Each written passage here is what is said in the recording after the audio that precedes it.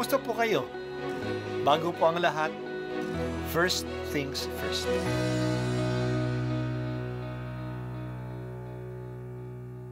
Good morning po. Sinisimulan po natin ngayon ang first things first. At dito po, tinatalakay natin sa unang bahagi ng umaga natin ay ang first readings na binabasa po sa banal na misa. Ito pong tinatalakay natin kasi madalas po marami na tayong alam tungkol sa gospel readings.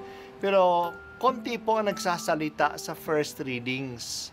Pero ang first readings, bahagi din po yan ng Biblia, ng banal na kasulatan. Kaya susubaybayan po natin ang mga first readings, basahin po natin at kuminsan kailangan ng basahin ng 2 o 3 beses bago maintindihan kasi hindi po tayo familiar sa mga istorya at sa mga kaisipan na tinatalakay dito. Ang pagbasa mula sa aklat ni Propeta Isaias. Ito ang lingkod ko na aking itataas, na aking pinili at kinalulugdan. Ibubuhos ko sa kanya ang aking espiritu, at sa mga bansa ay siya ang magpapairal ng katarungan. Mahinahon at banayad kung siya'y magsalita, ni hindi magtataas ng kaniyang tinig. Ang marupok na tamboy hindi babaliin, ilaw na aandap-andap di niya papatayin. At ang katarungan ang paiiralin, di siya mawawalan ng pag-asa ni masisiraan ng loob.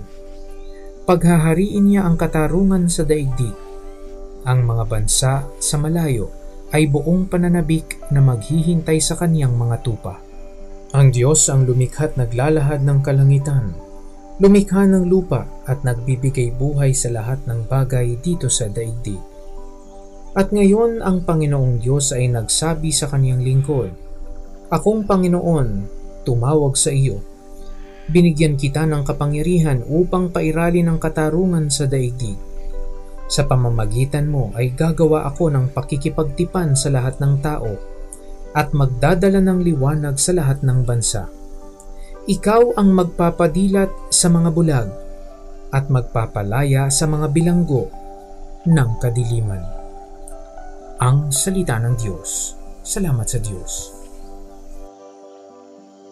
Sa aklat ni Propeta Isaias, may tinatawag tayong 4 songs of the servant of Yahweh. Ito ay mga awit na naglalarawan ng lingkod ng Panginoon. Hindi gaano alam kung sino itong servant of Yahweh.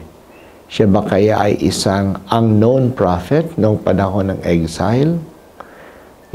Ito ba kaya ay tumutukoy sa buong bayan ng Israel that is personalized by the servant of the Lord?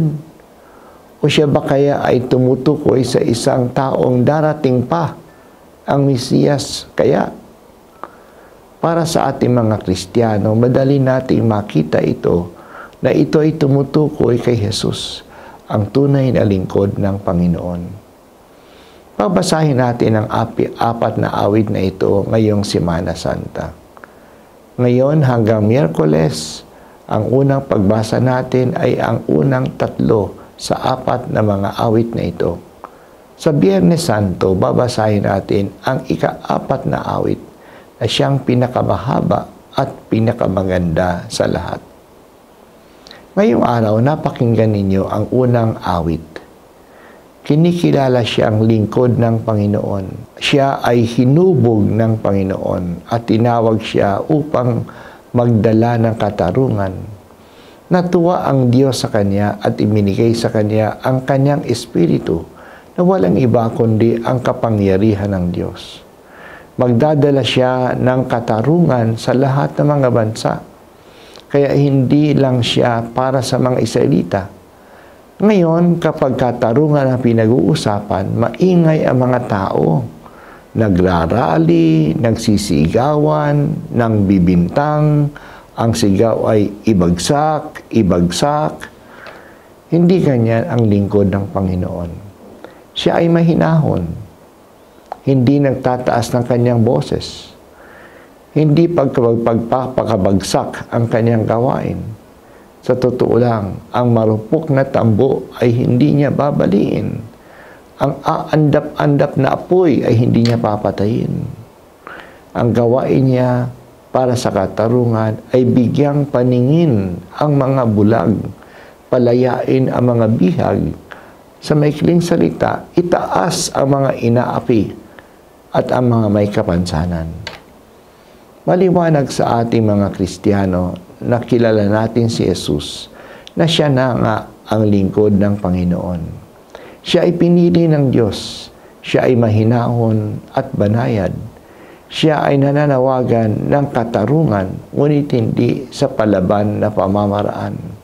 Bagkus tumutulong siya sa mga mahihirap, nagpapagaling sa mga may sakit, at nagpapalaya sa mga bihag ng masasamang espiritu. He had a hard message, but he was gentle in his ways. Habag ang pinakikilos niya at hindi galit. Pagnilayan natin ang mga katangiang ito ni Jesus, na lingkod ng Panginoon. Ang Semana Santa ay isang pagkakataon na lalong makilala si Jesus upang mapahalagahan ang kanyang ginawa para sa ating kaligtasan. Tulungan mo kami, Panginoon, na matanggap ang iyong pamamaraan sa pagliligtas at pagpapairal ng katarungan. Hindi sa madahas at palaban na pamamaraan na may dalang galit, kundi sa paraan na may hinahon at puno ng malasakit at pag-ibig.